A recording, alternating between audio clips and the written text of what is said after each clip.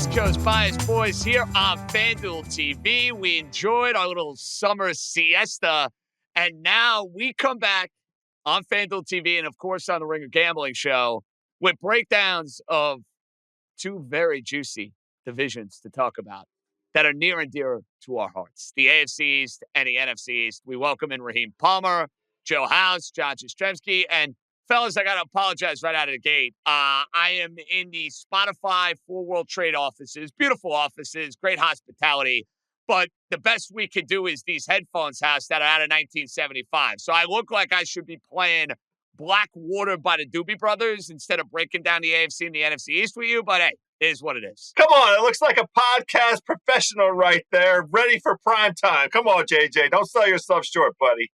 Raheem, I'm embarrassed, bro. What can I say? I'm embarrassed right out of the chute. I thought you were about to spit a verse, personally. No, I only do that when Raheem and I are together in person. Then maybe I could start spitting some verses, and we go from there. Guys, we're going to start with the AFC East. I think it's the juicier division to break down as far as who is going to win it, because when you look at the odds at the moment, they are pretty much telling you it's a three-horse race, and it should be a three-horse race. Buffalo has won the division every year since 2020.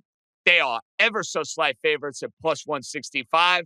The New York Jets, who have the longest playoff drought in professional sports, they are right behind the Buffalo Bills with Aaron Rodgers' return at plus 170. And then my beloved Miami Dolphins, who have been in the playoffs each of the last 2 years, a little bit behind on FanDuel. They're at plus 220. And then Simmons Patriots, who hopefully are going to be the worst team in the league this season, they're at 24-1 to win the AFC. So, House, out of the gate, when you see those odds to win the division, I think they're pretty fair. I think they're pretty reasonable. Surprising in any way or not particularly? Well, JJ, not surprising, but I'll tell you, I took quite a bit of my notes during summer vacation, and then I was on a flight returning home, and here, these I don't know if you can recognize, these are barf bags. And all my notes are here on these barf bags because this division makes me nauseous. And not out of having eaten anything untoward, except for maybe some bad New England clam chowder. We'll get there soon enough.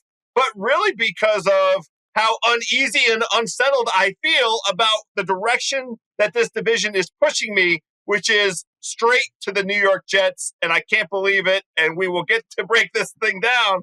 But I really am having a hard time coming up with an alternative to the Jets dream. I just don't know what to do. I like the Jets. Wow. House getting in with the Jets. So, Raheem, you see those odds right out of the gate. What was your kind of initial inkling thinking about the AFC East as a whole? Look, me and House are brothers. We're always on the same page no matter what happens. I also like the Jets. And as we sit here and film this episode for FanDuel TV, the Jets just went to plus 155. They are the favorite to win the AFC East. Me personally, I look at this Jets team. They are favorites in 14 out of their 17 games. I think they're going to win this division. Me and House, as always, on the same page. Wow. Okay. So I'm not with you guys on the Jets winning the division. I am with you guys on the Jets being a playoff team because they've been able to win, 7 games each of the last 2 years with the worst or one of the worst quarterback situations in the sport. And I think in theory, you would say, wow, offseason, slam dunk for them. They upgraded an offensive line that needed a massive overhaul with Tyron Smith, with Morgan Moses, with Fontenot, who they drafted in the first round out of Penn State. That's an area of upgrade. But there's a lot of age on that offensive line. Rodgers, I don't need Aaron Rodgers to be an MVP. I need him to be a top 10 to top 12 quarterback. He should be able to do that. Breece Hall's a stud. Garrett Wilson's a stud. And on you go from an offensive standpoint. House, here's my pushback on the Jets. I don't trust the head coach, who to me is not particularly good. If you watch the Jets over the last 2 years, and I have in every single one of their games, I think he's done a poor job as far as game planning, as far as getting teams ready to play. They've been very sluggish in first quarters traditionally over the last 2 years. I think that's an indictment on the coach. I think in close games, Robert Saleh's decision-making has scared the living daylights out of me. And I think the defense is good, but they have this whole situation with Hassan Reddick. Don't know when he's coming back. Don't know if we're going to see him week 1, week 5, whatever the case may be. And everyone now looked at the defense over the last 2 years and said, hey, they don't have a quarterback. Oh, they've been coasting. They've been doing this. They've been doing that. I think the Jet defense is good. I don't think it's as good as they proclaim it to be. So that's where I look at the Jets and say, good team. I think the idea of putting them in saying pedestal, Super Bowl champion, that's where I'm kind of walking it back a little bit. I think they're better. I think they're a playoff team. They're not a championship caliber team. Well, that's all fine. And honestly, JJ, I have no rebuttal to anything that you just laid out. I agree with everything that you just said. I'm not expecting this team to compete for the Super Bowl this season, but when I look at who they have to beat inside their own division, I like them to win their division. And you're absolutely correct about the uneasy feeling I have deep in the pit of my stomach. I need a bag to deal with things like the Hassan Reddick situation. Like, how is it possible that you make this trade with this dude and don't have a plan for a contract extension? Have some kind of miscommunication with his representation and don't have it figured out before camps start. So he hasn't set one foot in any building having to do with the Jets. It's the same old New York Jets. The problem is, I do think that defense is good with or without Hassan Reddick. And I think the schedule also, in view of them, being in that, third place slot in the AFC East, that gives them a pretty, easy path.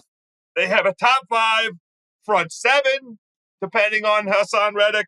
Their secondary's top 3. I just like them slightly better than I like other teams, Dream. Yeah, I'm with House on this. Look, I think this New York Jets defense is for real. They played a bunch of top 10 quarterbacks last year, and they still finished 3rd in EPA per play, 4th against the pass, and 9th against the rush. And this was not a team that generated a ton of turnovers. They were only 17th in turnover EPA per play. So when I look at this Jets team, I think Robert Saleh is actually a good coach. I just think Are you sure about that, Raheem? Hear me out. Are you sure? I think he's a defensive-minded head coach. Now, when you bring in a guy like Aaron Rodgers is the head coach. He's the head coach for the offense. So as long as the defense is playing on the top-tier level, which they've played on, they're going to be fine. And look, I do have a little concerns about the offense. If you read any of the camp reports, like there was 11-on-11 drill the other day.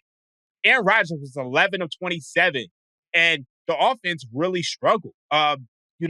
He ended up finishing 6 of 21 after starting day 5 of 6. So I'm a little concerned about how they look in practice, but I think ultimately they're going to figure it out. And as long as they raise the floor of this offense, because we know the floor of this offense was so bad with Zach Wilson. They raised the floor of this offense with Aaron Rodgers and just become an average offense. And I don't think they're going to be above average. Then this is a Super Bowl contender because you're looking at the fact that you have a tough division. They probably have one of the easiest schedules in the division. Look at how they start off the season. They start off the season against the San Francisco 49ers. They're 5.5-point underdogs. But then you take on Will Levis and the Titans. You take on Jacoby Brissett and Drake May of the Patriots. Then you take on Bo Nix and Jarrett Stidham. And then you take on Sam Darnold. You couldn't ask for a better... You should be 4-1. Let's be honest, Raheem. Yeah. If they're not 4-1, they're in bad shape. They should be 4-1. Yeah. And if you start off the season that well and you put yourself in a position to win the division, and teams that win the division, they have a better chance of making the Super Bowl because you're going to get a home playoff game. You might even get a bye. So I think this is a legit Super Bowl contender as long as they raise the floor of that offense. Okay, let's transition. Let's get to the team that has been the Super Bowl contender in this division each of the last 4 or 5 years. That, of course, the Buffalo Bills. Now, Raheem, a lot has been made of the Diggs departure. We talked about it when it went down. Diggs really faded at the end of last year. I kind of look at his departure and say, all right, addition by subtraction. I think other guys will step up. Their first-round wide receiver they took, Shakir, who played well down the stretch, morphing their offense into this double tight end with Kincaid and Knox, James Cook running the ball. I think offensively speaking with Buffalo, they're going to be fine, and they got the best quarterback and player in the division, other than maybe Tyreek Hill. It's Josh Allen, and I'll say it's Josh Allen for the position he plays, but that's not the point. My concern, Raheem, with the Bills, at plus 165, and their win totals at 10.5, and the under is heavily juiced right now. Right now, you got to lay basically $1.50 minus 165. You want to take Buffalo to go under 10.5 wins. I do not like the depth on the pass rush. They are relying on a couple of old players, which I don't like on the pass rush. Their secondaries had massive departures, and Milano, who is the heart and soul of the defense, is going to be out the first couple months of the year. When I look at the Bills and I'm looking at that win total, and I thought for sure, guys, I was going to pick Buffalo to win the division, I am very skeptical now. Not offensively, Raheem. I'm skeptical defensively. Yeah, there's a lot of reasons to be skeptical. I think you mentioned the Matt Milano injury. He has that torn bicep. He was the heart and soul of that defense. You look at what happened last year with this Buffalo defense. They were ravaged by injuries. I mean, Matt Milano, you're talking about Daquan Jones, Von Miller, Tre'Davious White. They lost so many guys that they were really struggling to stop anybody.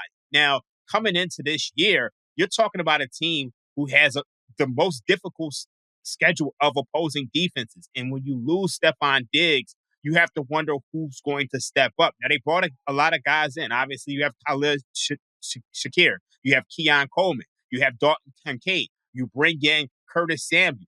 You also bring in Marcus Valdez-Scantling. So the biggest thing when it comes to the Buffalo Bills is they're going to have to figure out who's going to be a deep threat. And, Stephon Diggs was that deep threat to open things up underneath. So if any of the young guys can be that, I think this Bills team is kind of in a similar position that the Kansas City Chiefs were last year when you lose Tyreek Hill. And people are wondering, how can they overcome that? And I see it as a situation to where you can play the long tails on the Bills. I look at Josh Allen for MVP at 9-1, and I think either this Bills team is going to have a terrible year or Josh Allen is going to overcome the narrative of this being a bad defense, overcome the narrative of Stephon Diggs leaving, and, be able to elevate this team. So I think there's a little value on Josh Allen to win MVP. I like it. I absolutely like it. House, where do you stand on the Buffalo Bills going into the year at 10.5? It's just such a tough road for them, and literally a tough slate of road games. I have so much respect for them. They took that opportunity after New England, decided it no longer needed Tom Brady. They filled the void admirably and put themselves up into the very upper echelon of the AFC. And if, Patrick Mahomes wasn't in their way, this is a team that to me could have been in the Super Bowl a couple different times over the past 4 or 5 years. But we're already dealing with the injury bug again with this team. You guys mentioned they have a brand new secondary, 2 new safeties, 2 new cornerbacks. Matt Milano is out, and everybody pointed to him as the crucial glue for this defense. But look at the games that they have on the road. They're on the road this season at Baltimore, at Houston, against the New York Jets, obviously in conference. They're at L.A. Now, that might work out. At L.A., maybe those Buffalo folks are looking for an opportunity to get out to La La Land and have a good time out there. On the road against Detroit, but they're also at home against the Chiefs and against San Francisco. It's just a murderer's row of opponents that they get out of this situation. I'm not inclined to do anything with their total. I'm not going to play the over or the under. I understand the rationale for playing it. The way I prefer to play this team, and this is, looking at the injury bug, I'm on Dalton Kincaid. I'm in the FanDuel Sportsbook, combobulator. I have him at over 77.5 catches. The price is fair. It's minus 112 for Dalton Kincaid to get over 77.5 catches, and the same price for over in yards. I think he's going to be a crucial element of this offense. Curtis Samuel is already doing his Curtis Samuel thing. He's got turf toe. Now let me be respectful to Curtis Samuel. He played very well last season. His last year in Washington, he couldn't wait to get the hell out, so he had a hamstring that kept him on the bench for quite a bit of those games. But Marquez Valdez-Scantling, neck issue, out several weeks. So I think what Kincaid against slot defenders, it's an advantage that they're going to take and employ.